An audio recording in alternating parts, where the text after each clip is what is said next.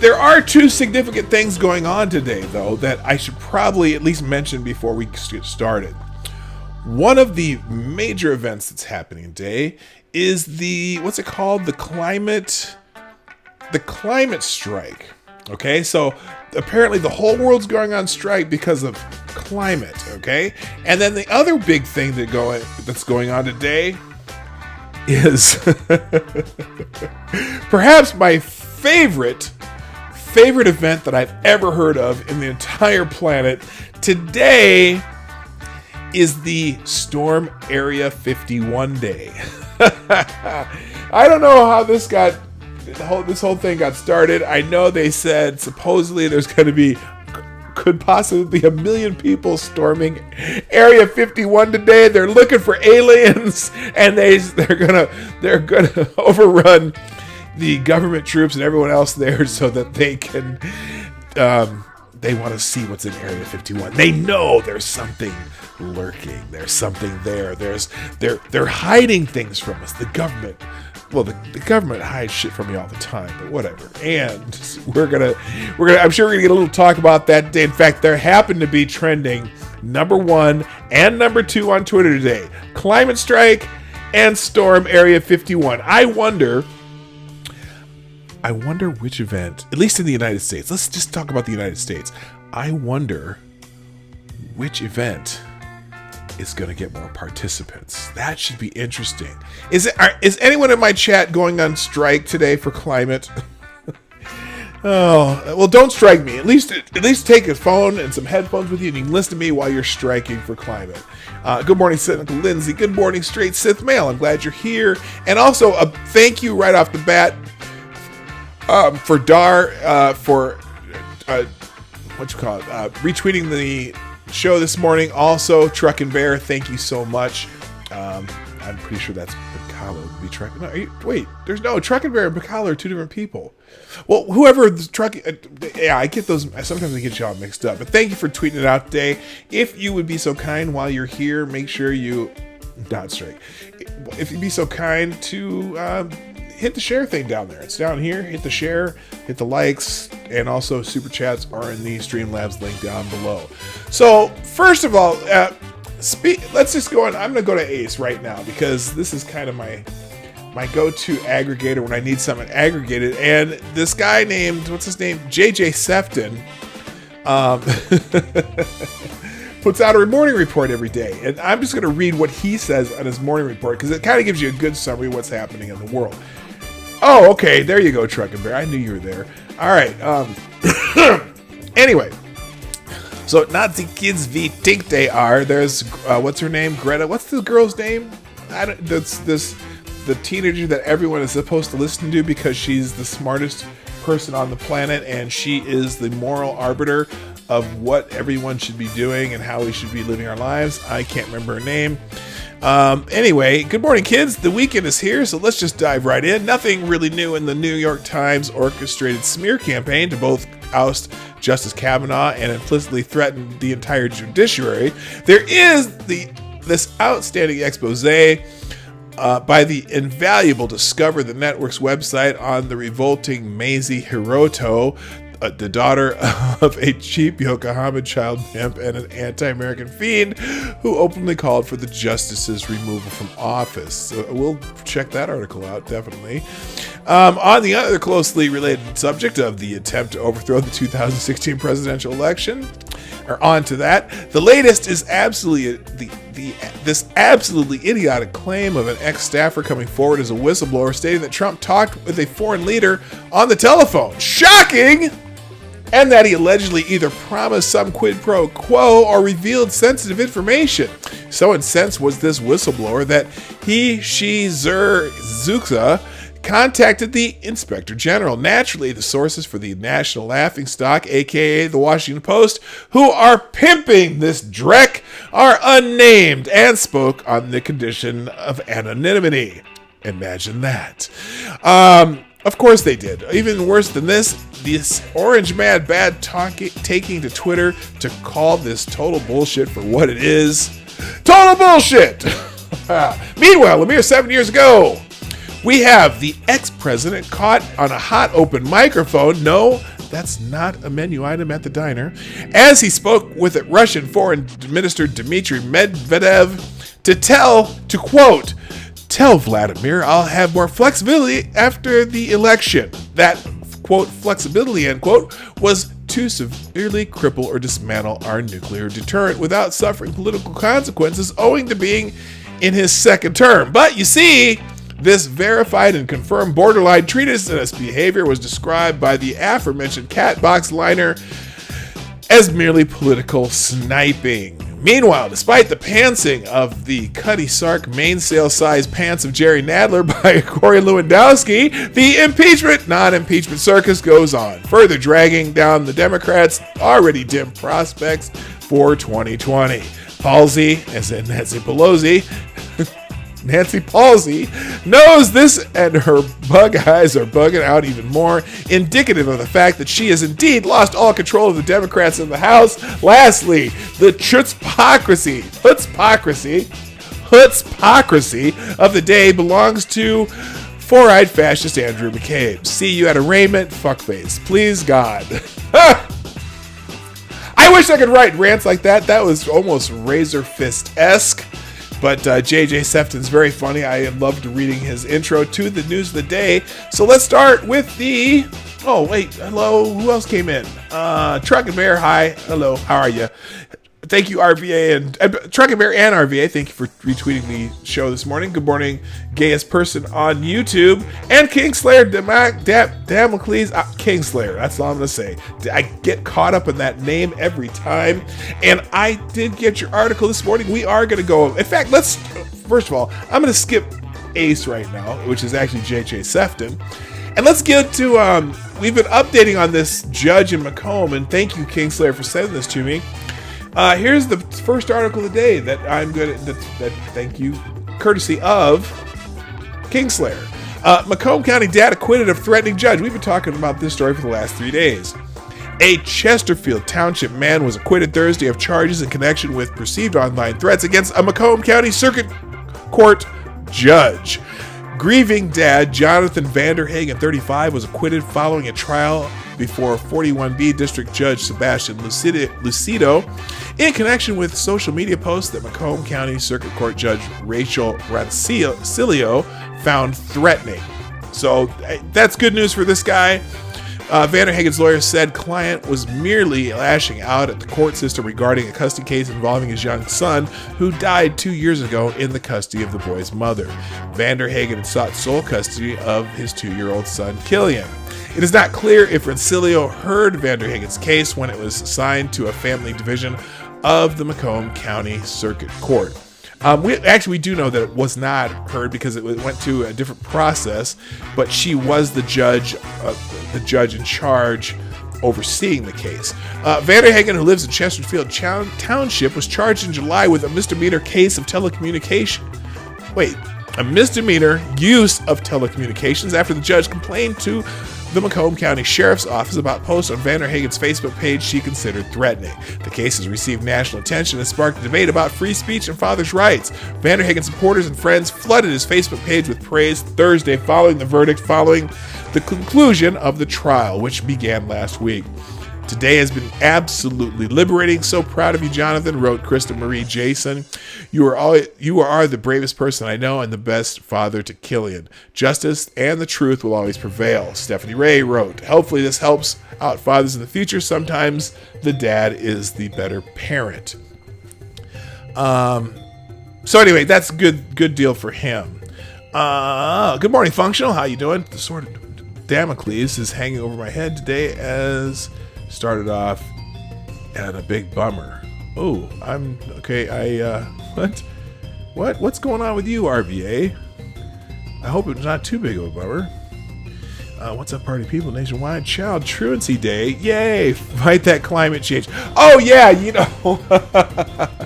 that's the one thing, though. I said, who's going to have a bigger participation in the United States? Is it going to be the Area 51 thing, or is it going to be the climate strike?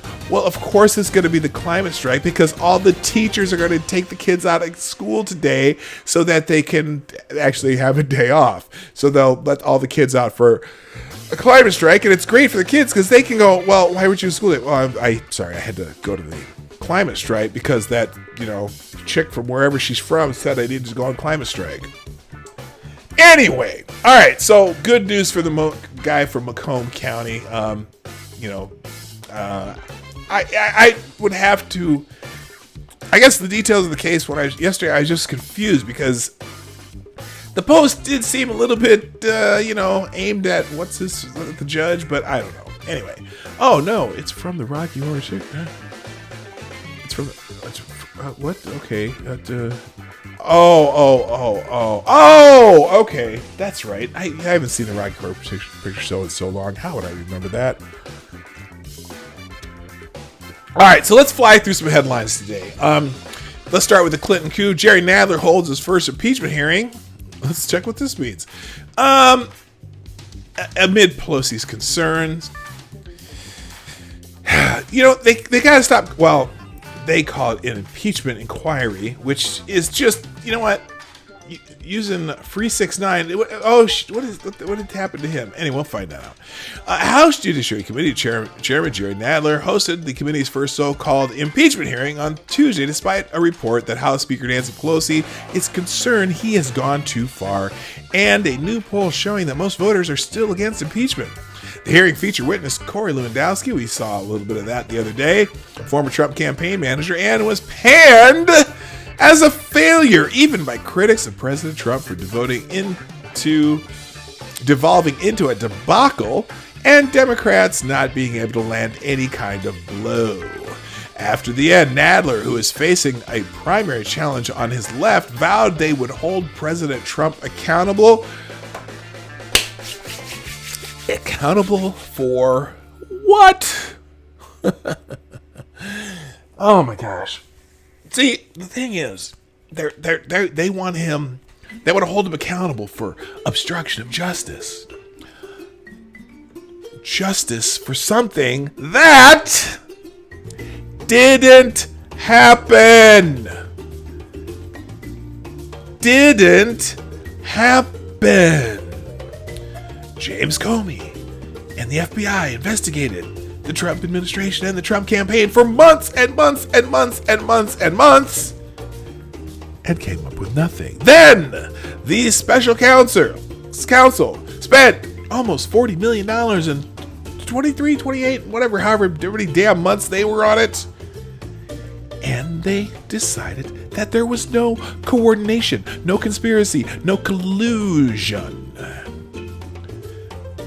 But they want to get him with obstruction of justice because they said he wasn't cooperative with the special counsel.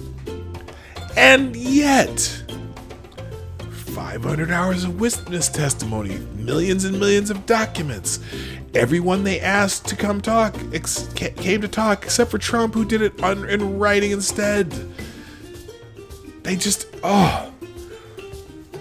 Since November 2016, the day after the election, Democrats wanted to impeach Trump even before he was inaugurated. Can we just, you know what?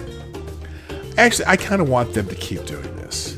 I really do. I'm at the point where I just want them to keep doing this kind of bullshit, wasting their time, getting owned every time they think they have the walls closing in moment. God, dog. But a new report from Politico said Pelosi is unhappy with the way Nadler's committee is handling the impeachment issue. According to the outlet, in a closed-door meeting last week, Pelosi criticized the committee's aides for advancing impeachment far beyond where the Democratic caucus stands. She added that Democrats simply did not have the votes on the floor to impeach Trump. And you can feel free to leak this, Pelosi said, according to the report. Pelosi's remarks sounded more like Republicans during the hearing than Democrats. Ranking Republican Doug Collins, Republican of Georgia, pointed out that Democrats wanted to talk about impeachment without actually taking a vote on the House floor, where they currently would not have the votes. The number in favor stands just above 130. They need 218 for impeachment. Pelosi is opposed to impeachment, wary of the political backlash and effect it could have on Democrats holding on to the House. I almost at the point where I'd let him try. Because remember those people like me in the 2016 election? Remember, like the ones who didn't vote for Trump? If they impeach him on some bullshit, I'll be in the first in line to vote for Trump. Just saying.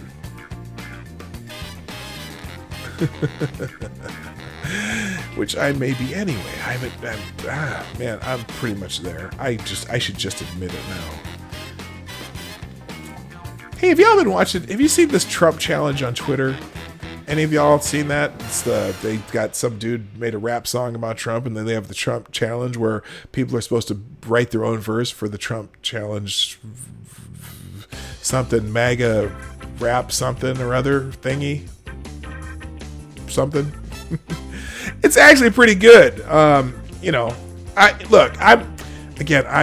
brand is never going to be MAGA, but I'm not opposed to voting for it. I'm telling you that right now. Oh my gosh, the poll showed only 37% of voters support beginning impeachment proceedings, while 50% oppose doing so, and 12% are undecided, according to a new Political Morning Consult poll. The poll showed independents tilt heavily against impeaching Trump, with only 31% supporting beginning impeachment proceedings, compared to 50% who think Congress should not begin them. So Pelosi's probably on the right side of this, and I think it would be really awful for the Democrats if they did. She's reportedly concerned with Nadler going beyond specific language she approved regarding impeachment. She signed off on that. That's where Nadler should have stayed, one Pelosi aide said. But pressure on Pelosi is rising, with dozens of Democrats coming out for impeachment in recent months. When asked about Pelosi's opposition, everyone's favorite Representative Ilhan Omar on Sunday bragged about her support for impeachment and suggested that Pelosi would come around. On CBS Face the Nation, Omar said, I almost went into religious mockery on that. I'll just say what she actually said. Well, what I have always said was that if we were going to impeach, it is when we're going to impeach. And I think it is okay for some people. Yeah. Now, listen to what she just said. It wasn't if we were going to impeach, it is when we were going to impeach. Yeah, because there are certain people out there who were going to impeach him no matter what, or wanted to impeach him no matter what, wanted to impeach him before he even took his oath of office. Can I do that clap thing? Before he took his oath of office. And I think it's okay for some people to have hesitations, for other people to catch up to where some of us have been for a really long time. And I think with Chairman Nadler, he understands that. We have a constitutional duty, and we must exercise that constitutional duty. Holy shit. You do not have a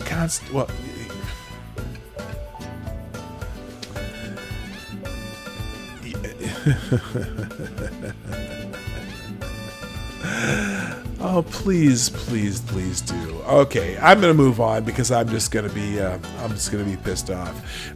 Andrew McCabe suggests the DOJ Inspector General should be replaced. Oh, really, Andrew McCabe?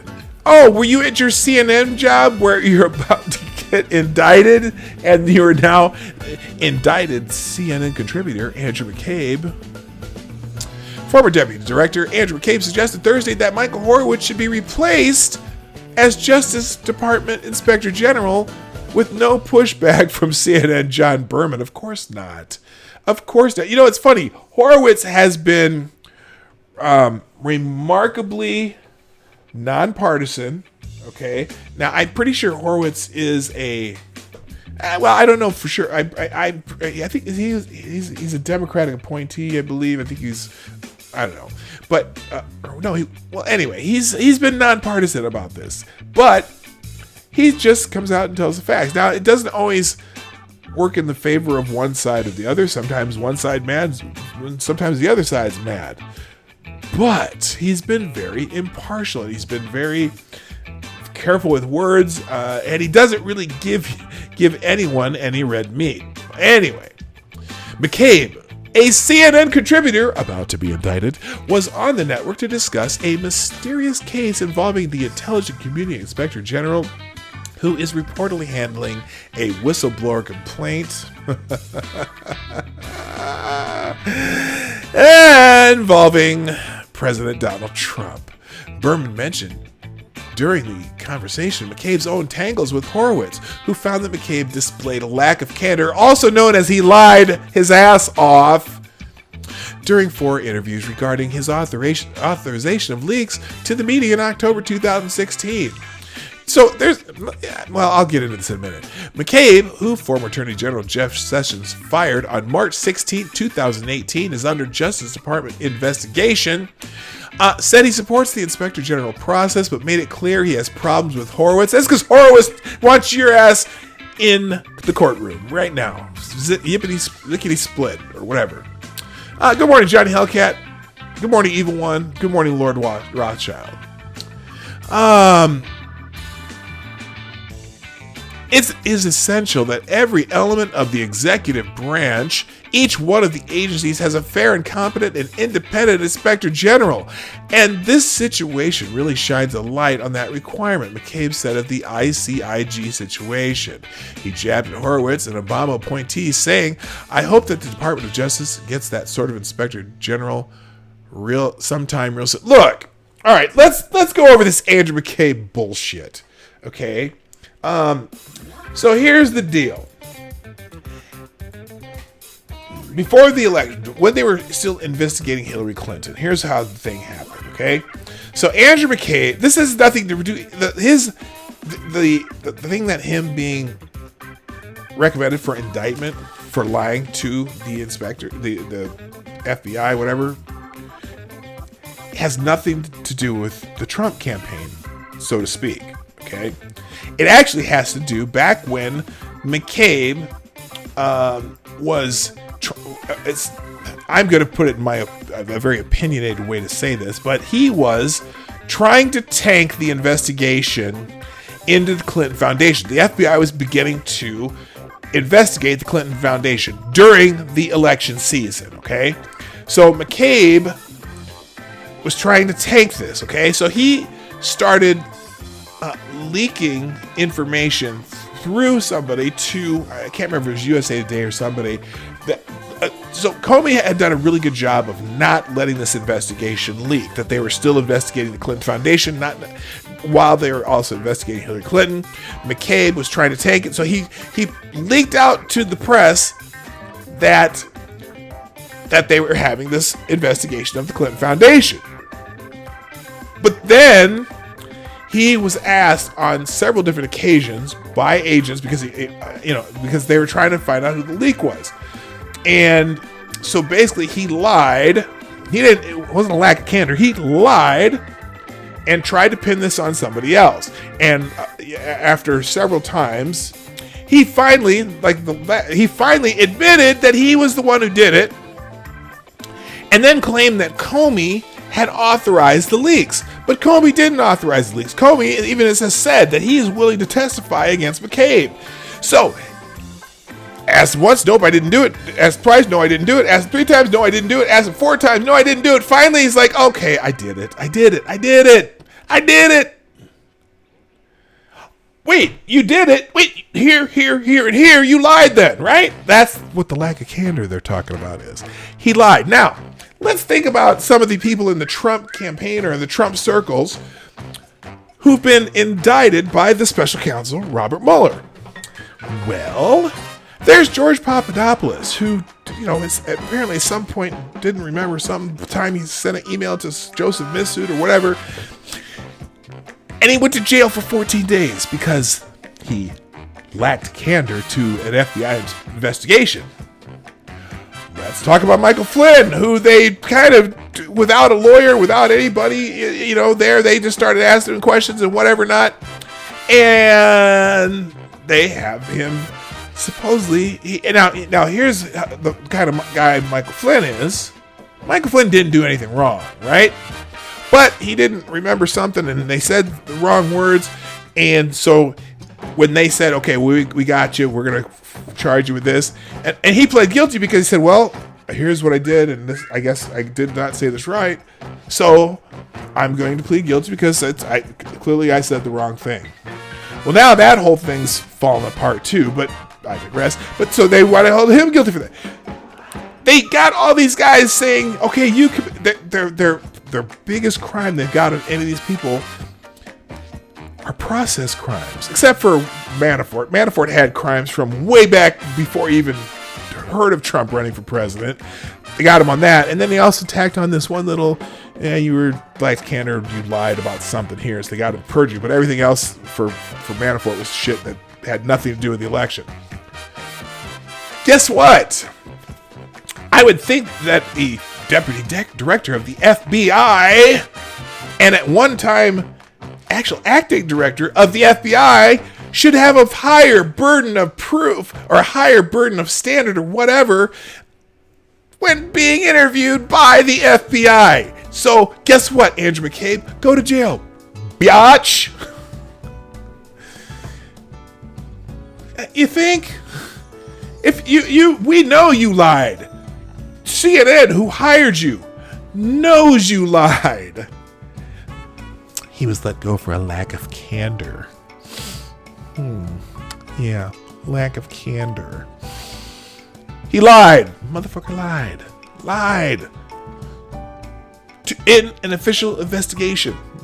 It's not like he, didn't lie to, press. He didn't lie. And he's part of the investigation of the Clintons and the Clinton Foundation after his wife takes $750,000 for her campaign for whatever the hell she was running for in that state from Terry McAuliffe. Who is Terry McAuliffe? Former Clinton campaign manager, Clinton crony through and through, gives his wife $750,000 for her campaign just as they were about to investigate the Clinton Foundation, which McAuliffe is also a part of.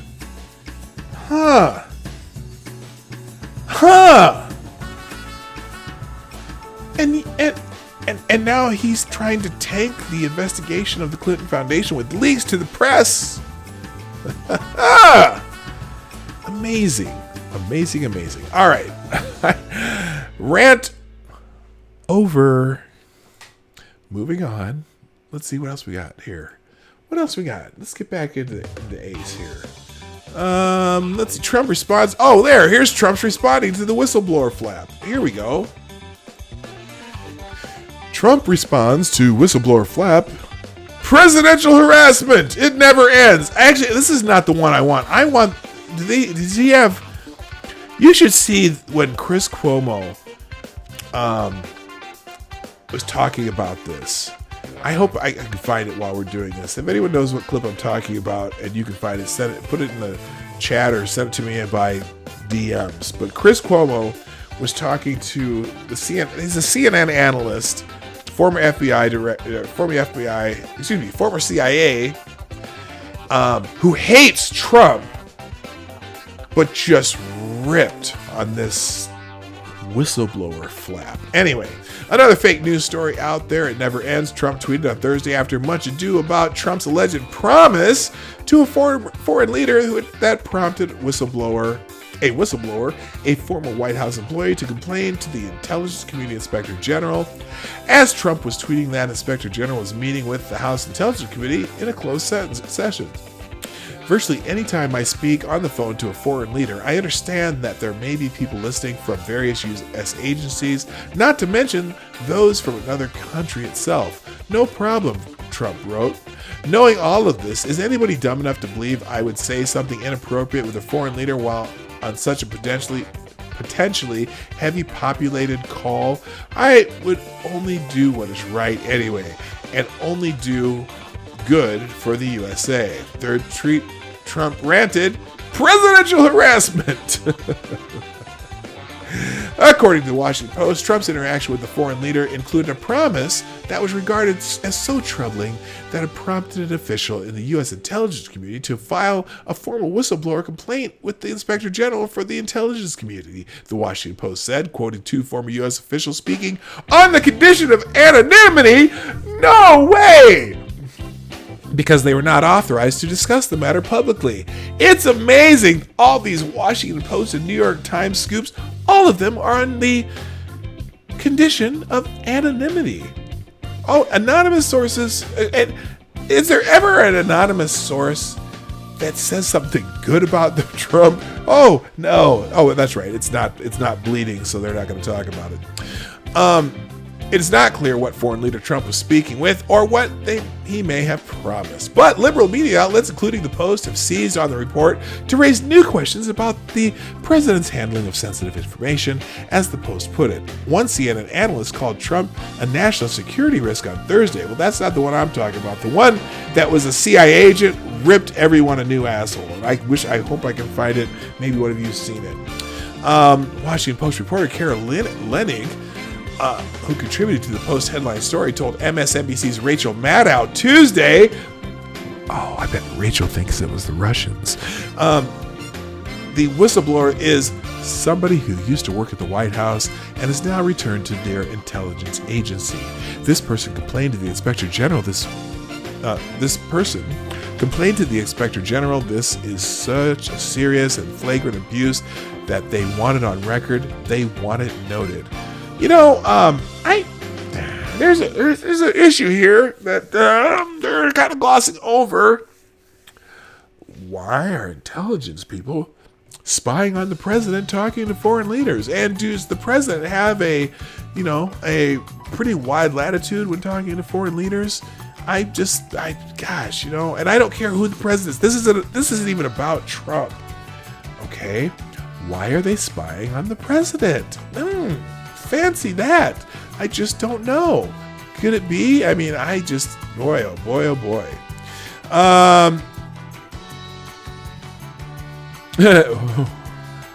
And here's this Washington Post thing. Okay, so this is funny. Washington Post called criticism of Obama's whispered promise to a foreign leader political sniping. When President Barack Obama was caught on a live microphone making a promise to a foreign leader in 2012, the Washington Post called Republican criticism political sniping that threatened to hinder his ability to perform his presidential duties. When President Obama met with Russian President Dmitry Medvedev in Seoul in March 26, 2012, a live microphone picked up a whispered conversation in which Obama told Medvedev to tell Putin that Obama would have more flexibility after his re-election. Huh. Now what is this thing that Trump made a promise or something and but Obama was going to have more flexibility after his re-election. Huh. So he didn't want to do anything before the election because they might not get him re-elected. Oh, okay, I gotcha. Obama told Medvedev it was important for incoming President Vladimir Putin to give me space on missile defense and other difficult issues, and that after the 2012 president election, he would have more flexibility. Medvedev said he would transmit the message to President Putin. This is my last election, Obama said. Here it is. Let's listen to this. Ooh, some heavy duty music. After my election, I have more flexibility. I understand. I trusted this election. Yeah, after the election, no, let's see that again without the fantastic dramatic music here. Let's see, let's get about here. This is my last election, and afterwards I will have more flexibility. Wait. Here, I'll translate for you. This is my last election, and after my election, I will have more flexibility. And then Medvedev says, oops, I understand. I will transmit the information to Vladimir. Yeah, fascinating. Now, what's this other shit they put on this? This is from MRC TV.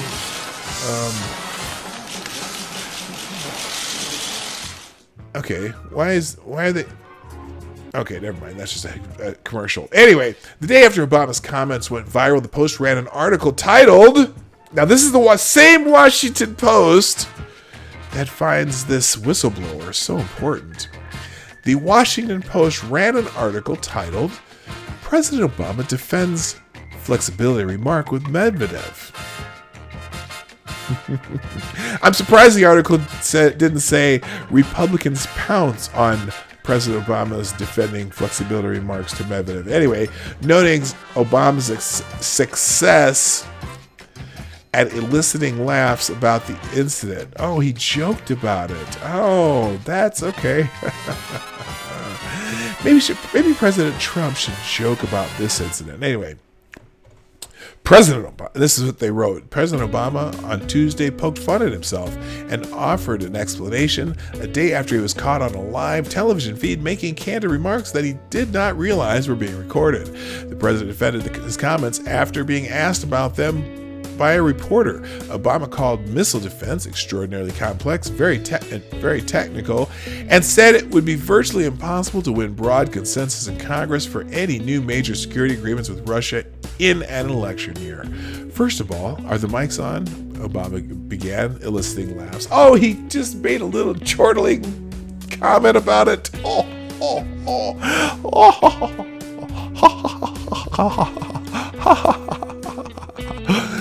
Oh my God. The Post then declared scrutiny of President Obama's promise to Putin and Medvedev political sniping.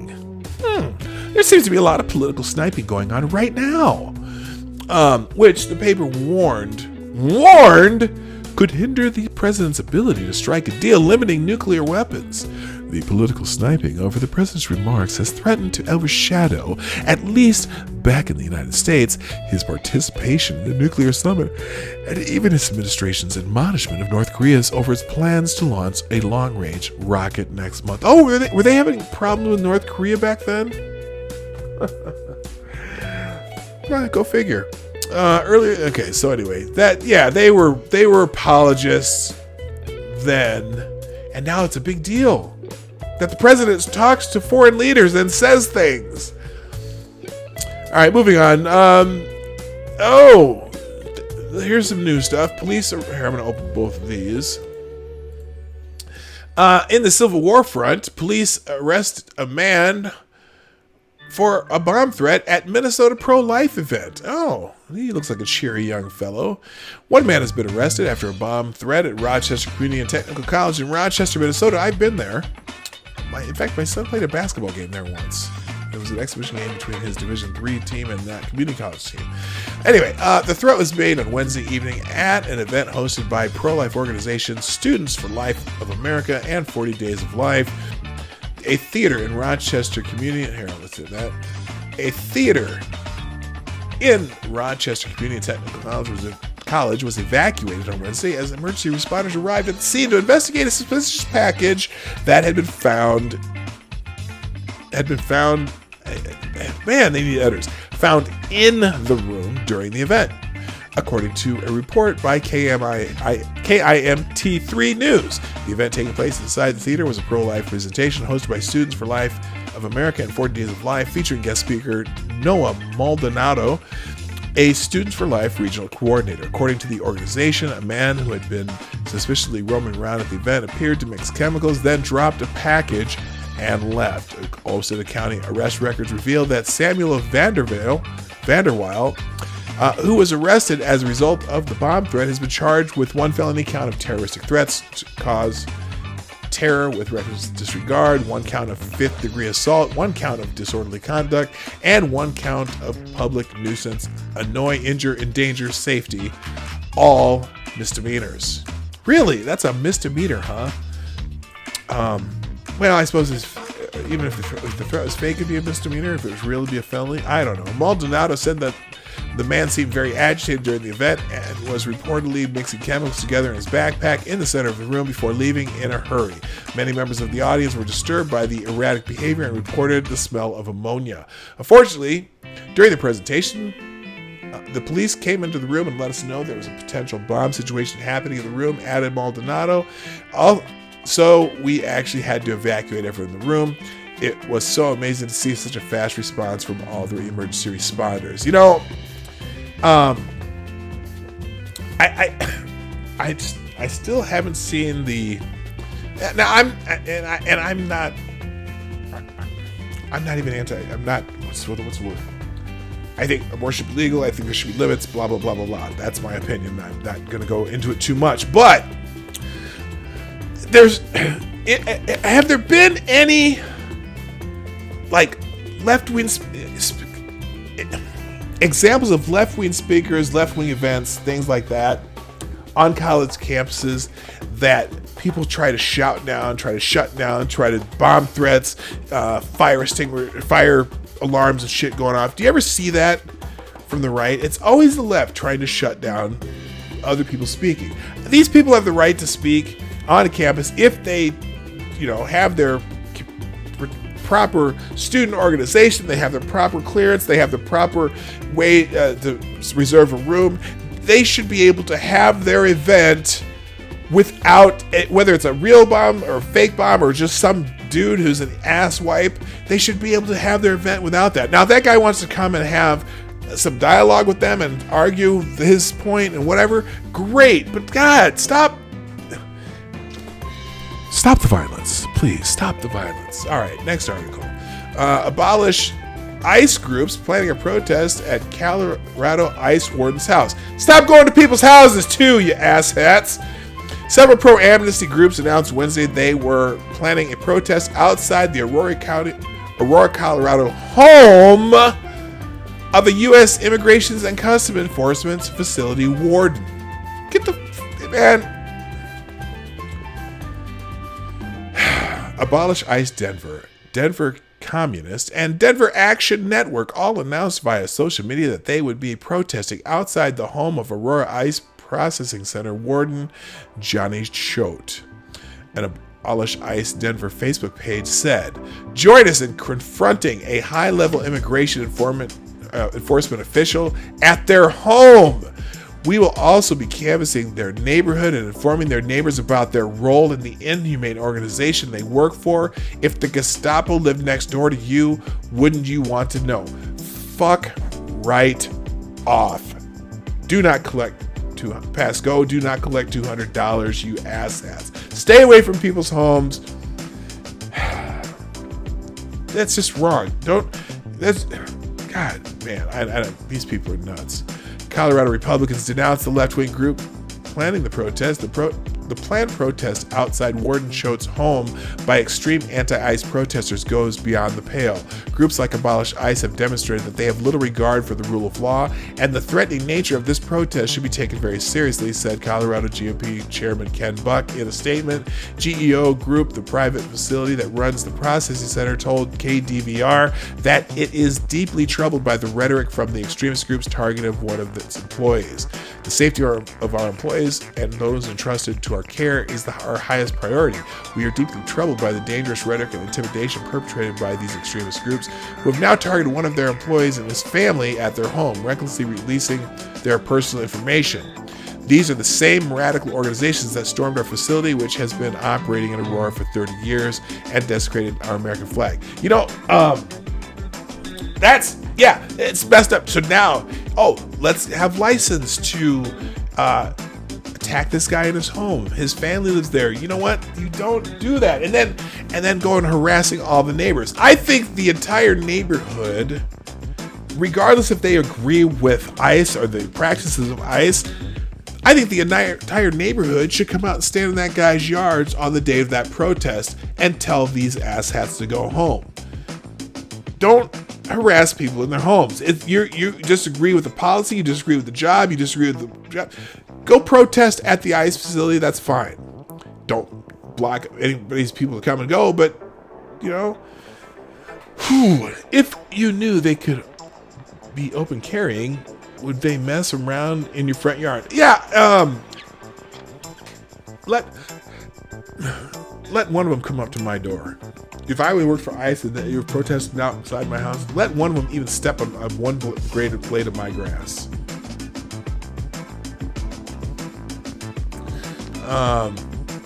They already have protests happening outside the ICE facility. All right, so there we go. There's that. What else we got? All right, let's get into, should we do amnesty immigration stuff? Okay, let's see here. Mike Lee's green card giveaway for big tech blocked by the Senate for now. Huh? Interesting. Mike Lee's green card giveaway blocked. Senator Mike Lee, Utah, Republican, green card giveaway for the nation's biggest tech corporations has been at least temporarily blocked in the U.S. Senate by Senator David Perdue, Republican of Georgia, on Thursday as Lee attempted to push through his and Kamala Harris's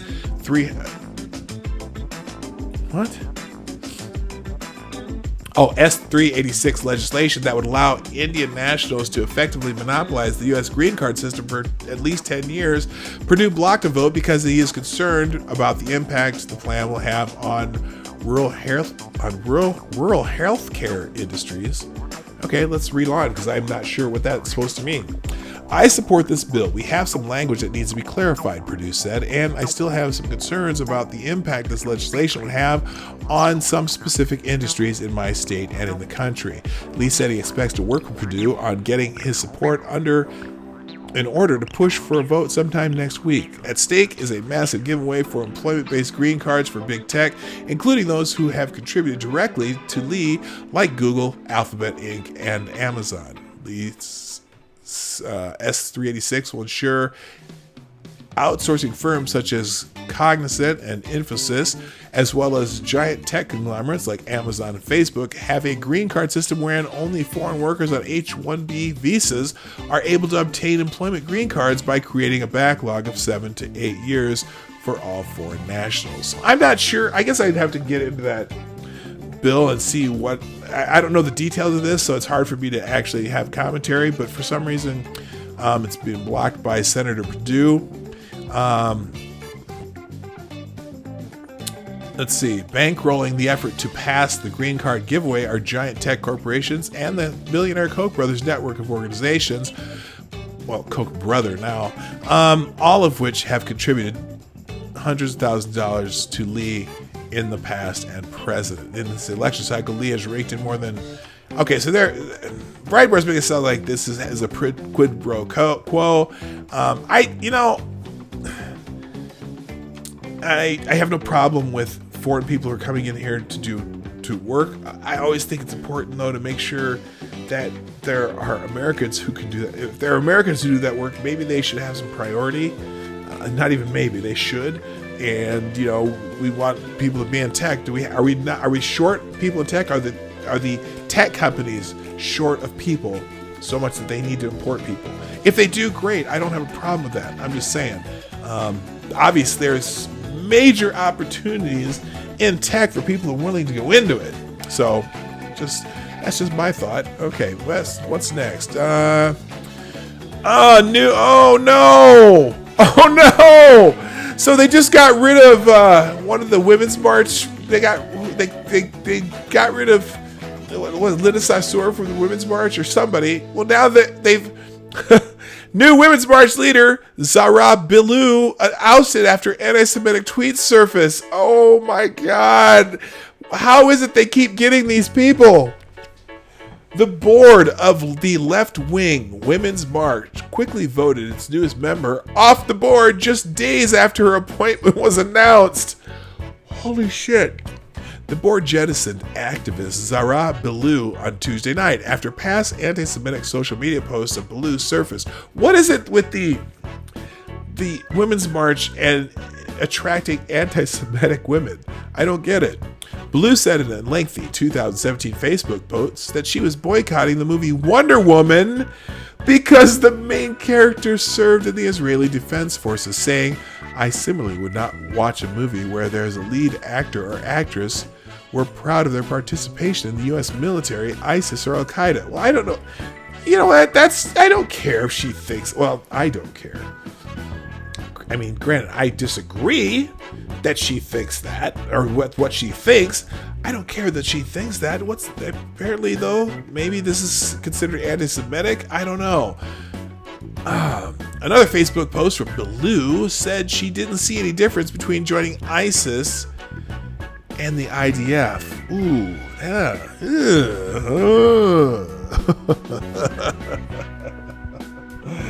Wow. Anyway, Bilou announced her removal on Twitter and said that outrage over her appointment was motivated by Islamophobia. Oh, well, that explains everything. And I mean, that explains everything, really. That's if be a victim. Be a victim. Be a victim today. Be a victim. Oh, be a victim today. I am oppressed. I am oppressed. Oh, be a victim. Oh, be a victim today. I just wrote that. This followed an Islamic smear campaign led by the usual antagonists who have long targeted me, my colleagues, and anyone else who dares speak out in support of Palestinian human rights and the right to self-determination, Bilou said of the backlash against her. Yeah, sure. It's Islamophobia. Like I said, Islamophobia explains everything. So does the patriarchy. And so does what else? I'll tell you what, chat. Here's your challenge right now. I got a challenge for you. Give me something that explains everything. Give me, in 5 words or less, that explains everything in the chat. Okay.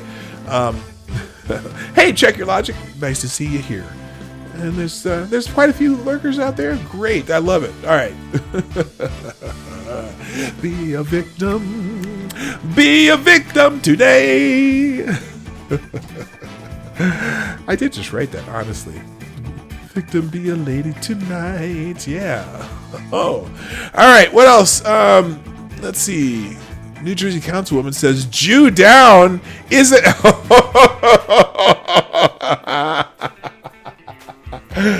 Okay. New Jersey councilwoman says, quote, Jute Down, end quote, isn't anti-Semitic, and then later apologized. To Jew someone down is a verb, she says. I hope I might get struck just for reading this article. A New Jersey councilwoman defending a colleague who reportedly used the term Jute Down to describe a Jewish attorney's negotiation tactics initially said the term wasn't anti-Semitic before outrage erupted and she apologized. Trenton City Councilwoman Robin Vaughn protested that she didn't remember Council President Kathy McBride reportedly using the term to describe Assistant City Attorney Peter Cohen's successful negotiation with a local resident, saying he was able to wait her out and Jew her down. Oh my God. You know what? So I, let me give a little background on P-Dog that I occasionally give. I went to school in a school that had, quite a few Orthodox Jewish students. And one of my best friends, Wendy Weiner, was she was an Orthodox Jew. And her sister's name was Julie. And one day we were at school and I was talking to Wendy, and her sister walks up and she goes, "Oh, hi, Jew." And I went, "What? What?" And she goes, "That's my sister, Julie." It threw me off. I'm sorry. It was hilarious. I just went, whoa, man. So, and then, but anyway, let's see here. So, still defending what Brad is asserting. Oh, we really need to get a more acute meaning and understanding of anti-Semitic. I believe her comment, Jute Down, was more in reference to negotiating, not I hate Jews. Inappropriate in today's PC culture, absolutely, but to Jew someone down is a verb and not anti-anything or indicative of hating Jewish people. Okay, so some people just don't have a historical connotation. And in fact, because I had a roommate in college who said that once, I looked at him like, that's not cool to say, right? He goes, what? Because if you're never around people and they use that as this woman says, as a verb or whatever, you might just getting some buffering. Why are we getting buffering? Are we? Oh, we are. YouTube is not receiving enough video to maintain a smooth streaming. I hope you can hear me at least. What the hell's going on? I'm going to refresh this. Oh, see? Yeah, frames detected 2 minutes ago. All right, well, hopefully you can still hear what the hell I'm saying. Why is it not receiving enough video? Good God. Oh. It happened as soon as I started reading this article. Maybe I'll just move on. How's that sound? Should we just move on? Actually, you know what? That's about as far as I'm going to get. Let's get into Twitter trends, and hopefully my stream will restore itself. Can you at least hear me? YouTube heard you talking about... Yes, you know what? I repent. I'm frozen.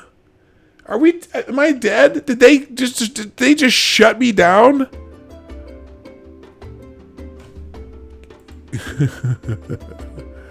Not audio. The audio is fine. Okay, at least you can hear me. YouTube's fucking with me right now. They are.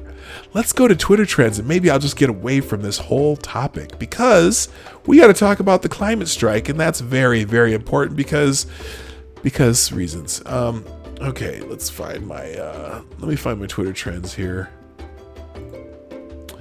Da-da-da-da-da. It's the motherfucking climate strike. Oh, they only have 14 a day. All right, here we go. Let's move on to something else because I don't want to get caught. See, as soon as I change the subject, it's all fine again. I'm just saying, YouTube's fucking with me, man. I don't get it. What the hell's going on with why is this so off for today? Here, let me fix this a little bit. Hang on. I don't know why that's way off. Holy crap. Alrighty, here we go. Let me fix it. Alright, here. That's a little better. Can you see it better? Okay. All right, trending number one on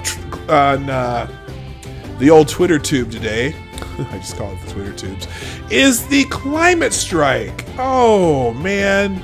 People are taking to the streets in different parts of the world as a part of the global climate strike. Okay, where is this from? Lots of people yelling, screaming. There's a lot of people in this picture.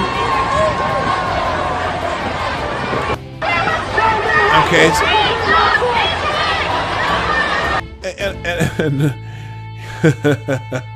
But this is a homeless camp.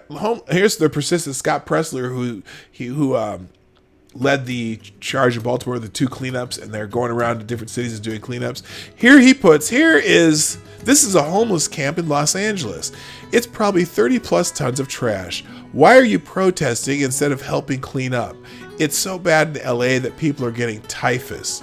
They planned a strike in this area and they had to make sure that they had special gloves and because they're worried about needles.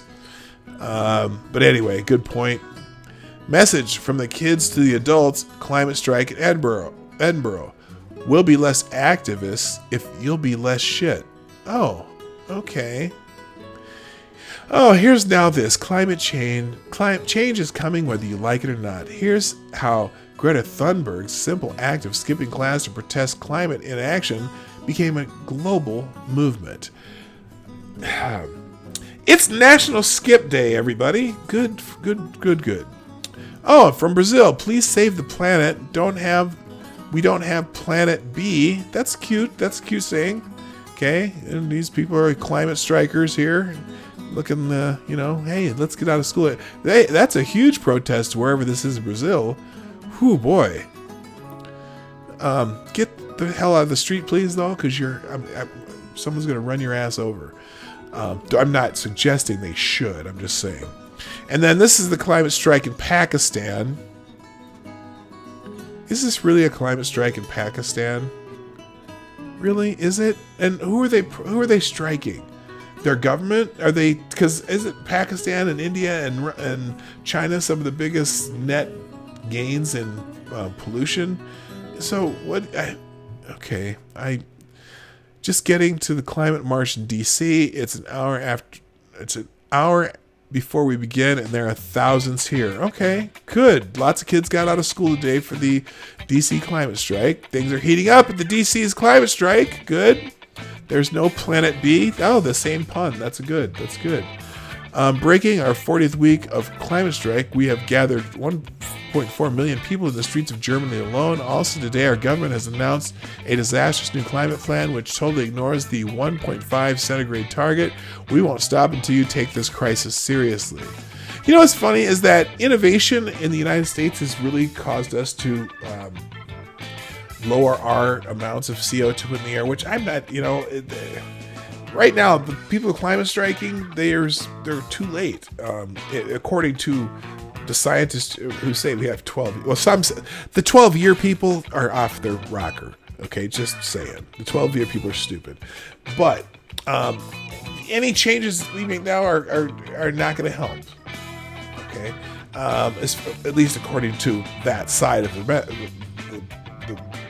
ball. But I don't understand. My point was going to be innovation is why we've been lowering our amount of CO2 put in the air by 20% over the last 10 years. 20 full percent. That's a lot since we're the second or third largest producer of CO2 in the world. I think China's number one by far, and then we're number two. And they've increased their emissions of CO2, and we've actually decreased ours by 20%, mostly from innovation. You know what's one of the things that has lowered our CO2 production a lot? Because we've begun producing natural gas, which through, I hate to say it, fracking. Fracking has allowed us to increase our natural gas production of the world and use it as a fuel, and we've been converting a lot of things to natural gas. And so natural gas has a far less, and I don't want to say polluting, just carbon emissions. But they want to get rid of fracking too. See, now natural gas would be a great source of power that has a lower carbon footprint, so to speak. So, anyway, so yeah, there's climate strikes. Oh, where is this? Holy shit. This is the largest demonstration in Australian history. Okay. This is gorgeous. The people are declaring a rolling emergency all around the world. A truly historic day. I still haven't seen where, they said that some of these, they're supposed to be, aren't there already supposed to be cities underwater right now?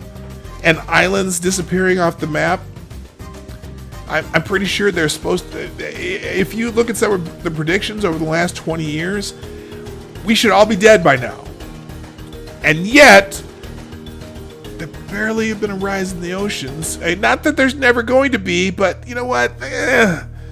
I've been through enough crises in my lifetime, all the scares that have been in my lifetime, to be wary of another one. And it's funny because every single crisis, every single one of them has the same solution.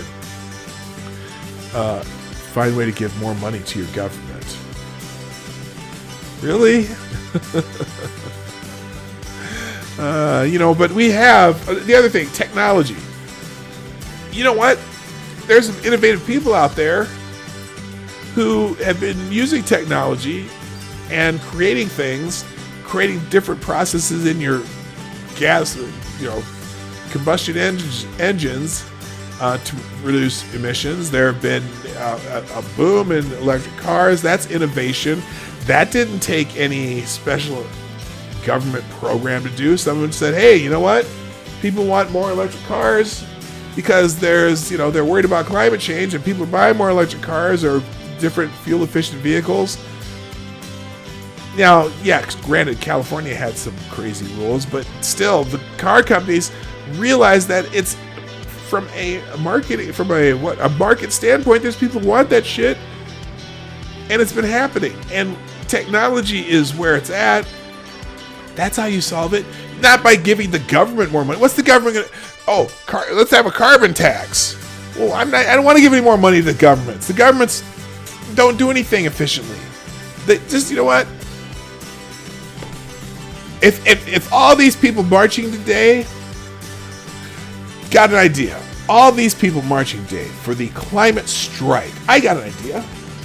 Every single one of you who are striking today, give up your carbon producing items and leave me the fuck alone. Okay? You stop you walk to work or ride your bicycle or, take a bus. Don't fly anywhere. Don't go on vacations. Okay? And if all of you do that, that'll reduce the amount of emissions probably as much as you need. Okay? You just do your thing and fine, and then leave me the fuck alone. There you go. That's the solution. That's a good solution. Okay? I mean, it's like, set the example. Maybe you're, and do your thing. Okay? All right, moving on. Now number 2 is Area 51. People storming Area 51. Now, I forgot, this climate thing. All the kids be skipping school for the climate march, and that'll be their excuse. And I'm sure the schools are excusing all the kids. I wonder if there's one in Minneapolis today. Maybe I'll go down there and film people. I'll have to find out if there is one. There's got to be one here somewhere. Anyway. Area 51 storm. It's Storm Area 51 Day, and we've got our first Naruto run. Let's just check this out. Oh my god. Okay, here's some people. Look, people wearing Pikachu hats, the North Korea flag. Clap alien cheeks.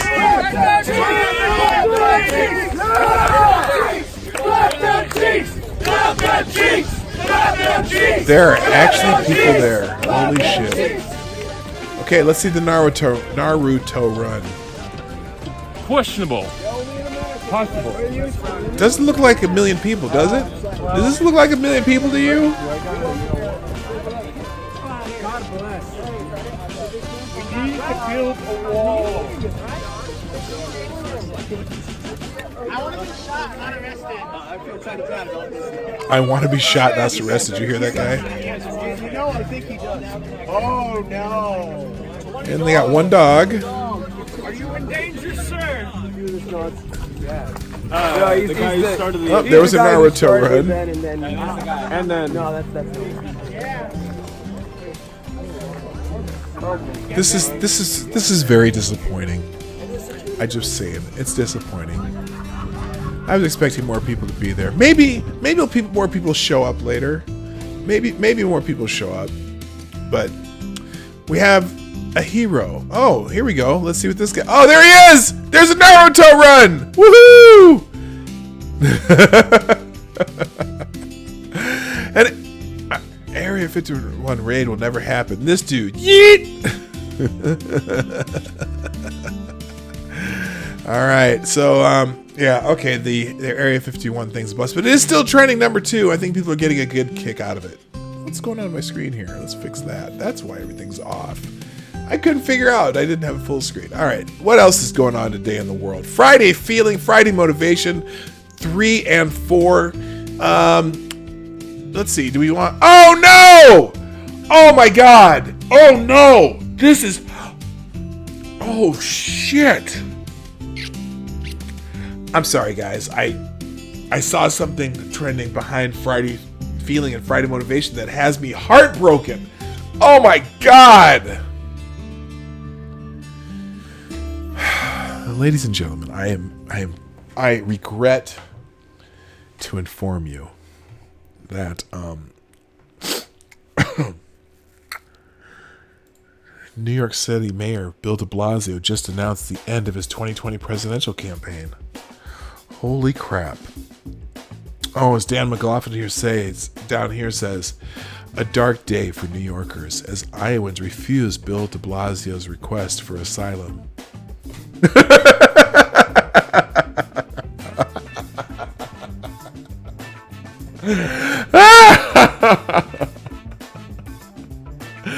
Oh my gosh. Yes, Mayor Bill de Blasio announces the end of his 2020 presidential campaign, saying it's clearly not my time. Well, Bill, let me say something very personal about your campaign and to you about you saying it's clearly not your time. Mayor Bill de Blasio, on behalf of Americans throughout the world, perhaps in the United States, and those abroad serving our country in various posts around the world, and perhaps people traveling in Europe or Australia or China, and Americans, even the Americans who are in space right now in the space station, on behalf of all Americans.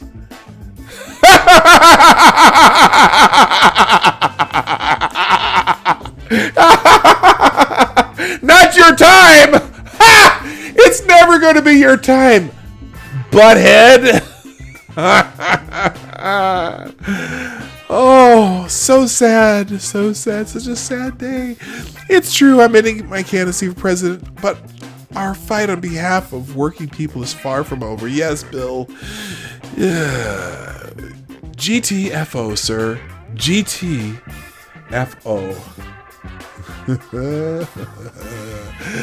All right, back to Friday. What did I say? Friday feeling, Friday motivation. Let's do a Friday feeling instead of a motivation. Let's do a Friday feeling. Click. Okay. What? Where's the gay community on this? What? Pinky? What are you saying here? Replying to Miss Pinky. Okay, where's the gay community on this Friday feeling? Oh, this Ed Buck criminal complaint is something else. Suggests there are up to 10 victims. Holy shit. One man alleges Buck solicited him to engage in sexual activities and use meth every day from July 29th, 19 to September 6th, 19. Oh my gosh. Ed Buck's this shit's a trip, man. Buck was nicknamed Dr. Kevorkian and was well known for compensating prostitutes with drugs and money, according to an interview with a man the complaint describes as victim 6.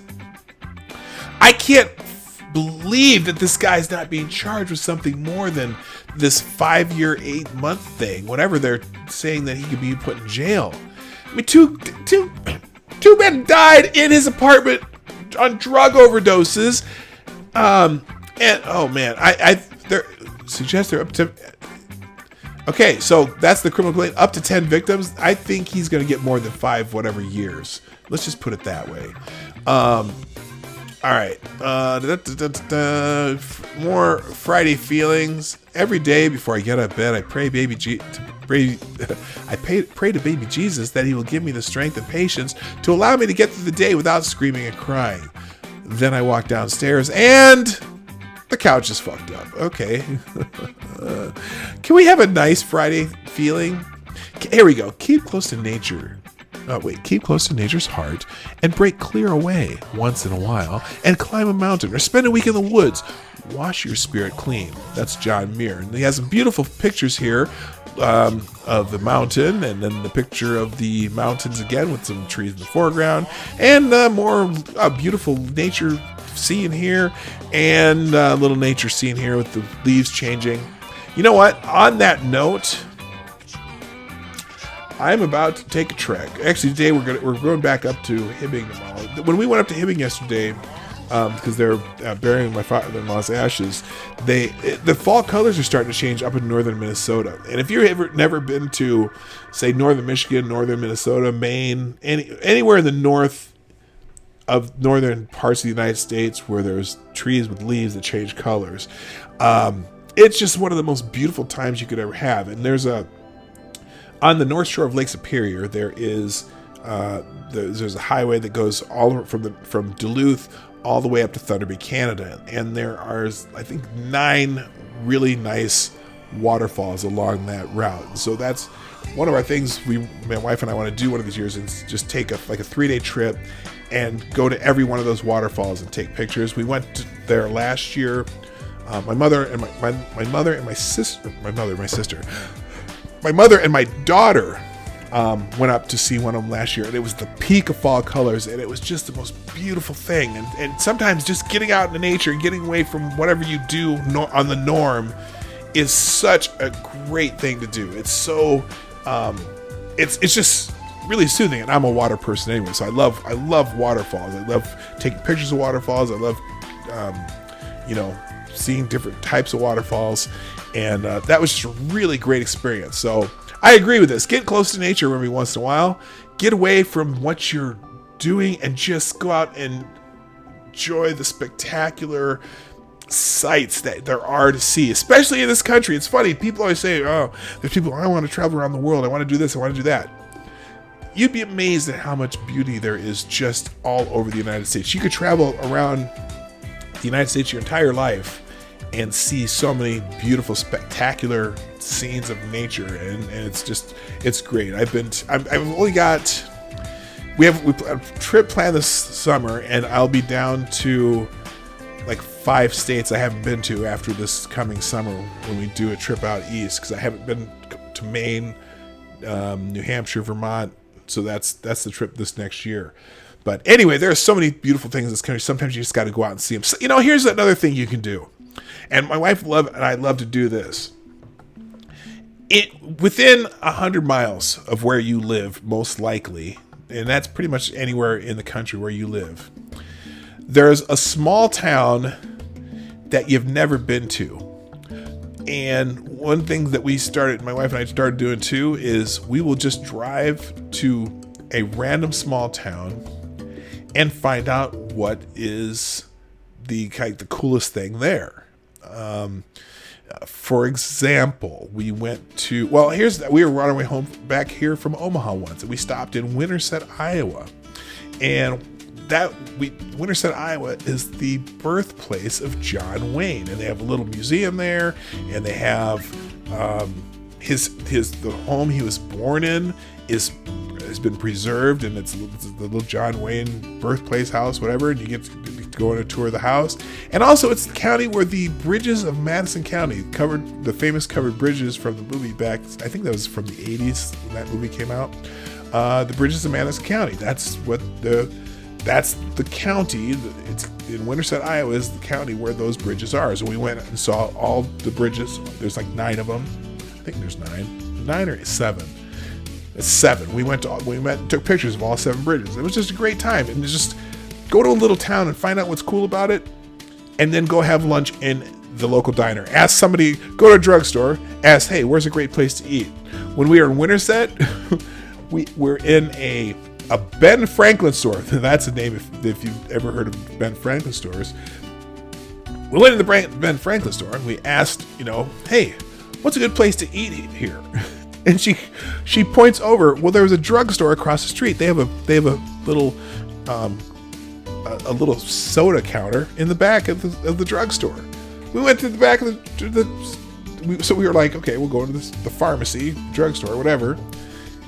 And lo and behold, there's a little like old-fashioned just soda fountain, and they had great burgers in this drugstore. It was just kind of crazy. So do that sometime. Do something just random like that. You don't have to spend a lot of money and go on big vacations to see cool things. And especially in this country, there's always something cool. And even the downtown there, the buildings that were built in like the 1870s were all still standing. And so this beautiful little downtown in the courthouse square, and they had a beautiful courthouse. I'll have to share some pictures of that. I have a ton of video from that trip. I'll make a video about that. Anyway, all right, moving on.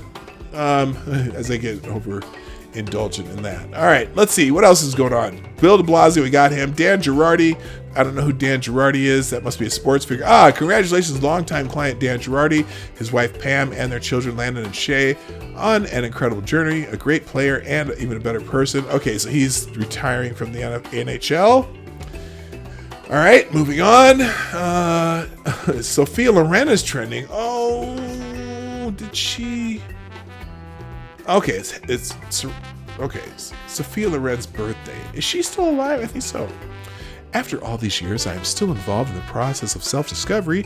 It's better to explore life and make mistakes than to play it safe. Mistakes are part of the dues one pays for a full life. Happy 85th birthday to Sophia Loren, a magnificent and eternal screen legend. She absolutely is. And she is just one of those incredible people in movie history. Really kind of a cool story.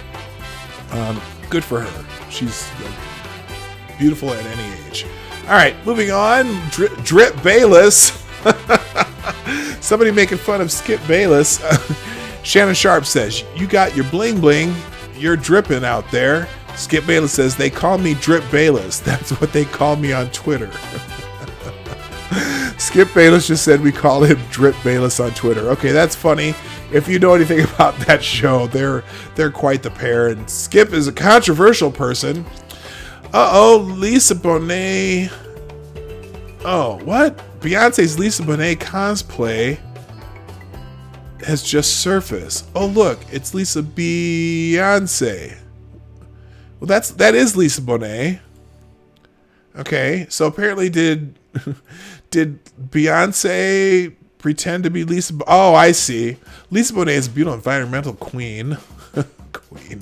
From her previous years of Toni Braxton and FloJo, I love how Beyonce often pays tribute to Black women legends and puts them on the radar of new generations. So there's Beyonce doing her Lisa Bonet cosplay.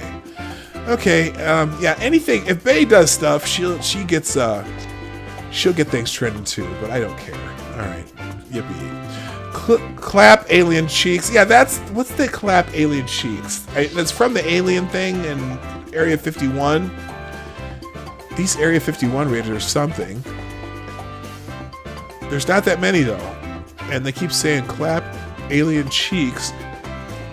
And there's the Naruto guy right up there. Okay, don't care. All right, and finishing out. Oh, whistleblower gate. Yeah, we talked about that earlier. The so-called whistleblower. For the love of God, stop trying. Oh, now these people. This person's pissed off because, for the love of God, stop trying to normalize Trump. He's a fraud and needs to be impeached. Orange man bad. Orange man bad. Orange man bad. The president was in a sunny mood following 2 days in California, and it showed. Trump eyed the chocolate cake sitting on journalists' meal trays in a lighthearted moment. They didn't give me cake like that, he quipped into a Washington Post reporter. So what? You know what? He is. Okay. People say he's humorless. He does something humorous. Oh no, you're trying to normalize him. He's a fraud and needs to be impeached. Impeach him now.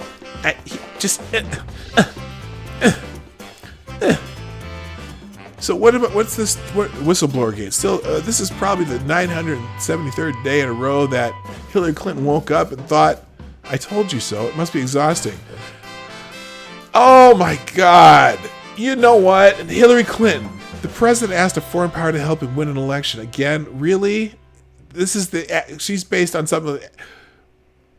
Watch, Julie denies he asked Ukraine to investigate Joe Biden before admitting to Chris Cuomo seconds later. Of course I did. Ukraine should be investigating Joe Biden.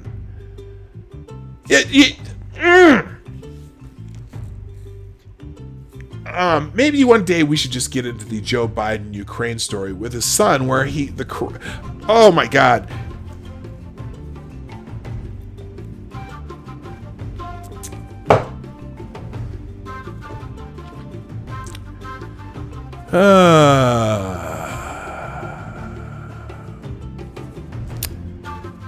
And Hillary Clinton, of all people, asking a foreign power to help you win an election? Really? We paid a company called Fusion GPS to collude with a foreign power, foreign spy, Christopher Steele, to get some help from the Russians to get some dirt on the candidate Donald Trump.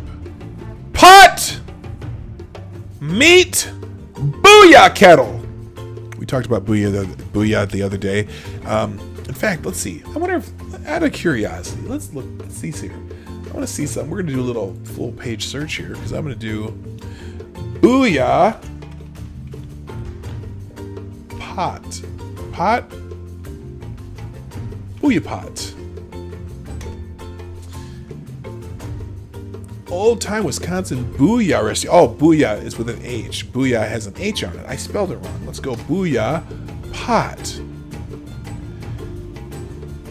Let's see. Let's just do images. Images of a booyah. See, now this. Okay, that's kind of a minor size booyah. But anyway, so booyah, that's kind of what a booyah looks like, where you bring stuff and everyone just throws it in there, and it's like a giant stew. I want to see, like, there are some booyahs that are like 50-gallon size though. Like here's like some serious booyah right there.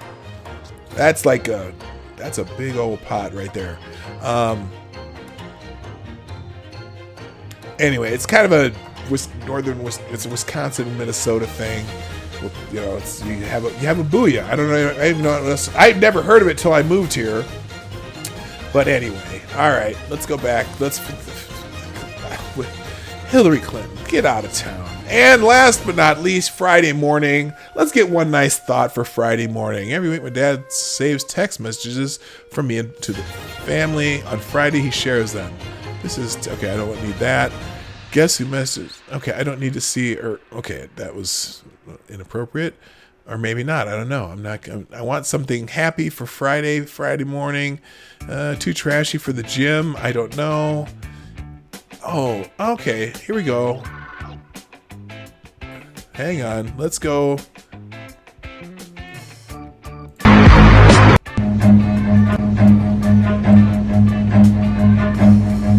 I'll produce. Alright, there we go. We get a cute little deer running away from me at my Friday thing. Alright, enough of this noise.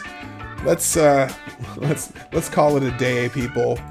Dawg Knight, hit me up on Twitter when you get to Maine. I know all the best places.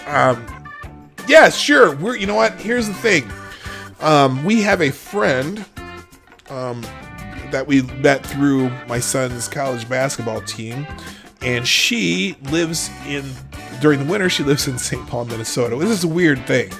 You know, most people, she's retired and she summers in Minnesota, or no, she winters in Minnesota and summers in Maine. She has a place right out just west or east of Portland, Maine, along the coast, right on the kind of a peninsula where one side's the ocean, one side's the inlet, and so we're gonna visit her there. But I will actually, Duck Dog, I'll take you up on that too, because that's happening next July, so that'll be fun. It's a trap. Duck Dog wants to kidnapped you, P-Dog. Well, no, it's not a trap. I trust you, Jute Dog. Thank you, though. Okay, so that's it for the day on the Morning Night Live. I really appreciate you all being here today. We're here Monday through Friday, 10 o'clock Eastern, 9 o'clock Central.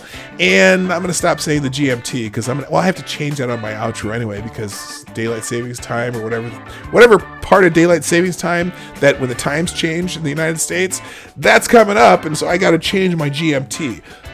No big deal, though. Anyway, so I'm glad you were here. If you haven't done so already, on your way out, make sure that you hit the like button right down there. Okay, hit that like button. I think it's down there. Is that right? Does that look about right? And if you're watching this after the fact, share this with somebody you know. Share it on your social media, on Twitter, Facebook, Tumblr, Reddit. Where else do people share things nowadays? LinkedIn. They even have a LinkedIn link. When you hit share, here's the choices. When you hit the share arrow, you get choices of Facebook, Twitter. What's the B? Is that like Blogger, Reddit, Tumblr, Pinterest? I don't know what this W thing is. LinkedIn, and then there's a couple here I have never seen before. Or email it to your mom, or your son, or your cousin. If they kind of like this kind of shit, email us to them. See what they think. And then we'll have more and more people coming to the Morning Night Live. But anyway, on that note, I gotta go. Looking forward to the weekend. We're driving back to Hibbing again with my kids this time. We're gonna, they're gonna check out where their grandfather is buried and some of the beautiful fall colors that are starting to come through that part of Minnesota. And we're gonna go have a burger at a little bar in Hibbing, Minnesota that makes great burgers. So looking forward to that. That's gonna be my weekend. I hope you have a good weekend too. My name is Dawg Knight, and I'm out of here. Bye-bye. Hey, this is Dawg Knight, and I want to thank you for joining me today on the Dawg Knight channel. Before you go, if you like what you saw and you're not already subscribed, please make sure that you hit the subscribe button down below, and definitely click that bell that pops up afterwards so you'll be notified when I post new videos or when we go live. I broadcast my live show, The Morning Night Live, Monday through Friday, 10 a.m. Eastern, 9 o'clock Central, and 2 p.m. GMT. A special thanks to all supporters of this channel who share our videos on social media and who make donations through our Streamlabs link in the description below. Thanks again, and until next time, I'm Dawg Knight, and I'm out of here.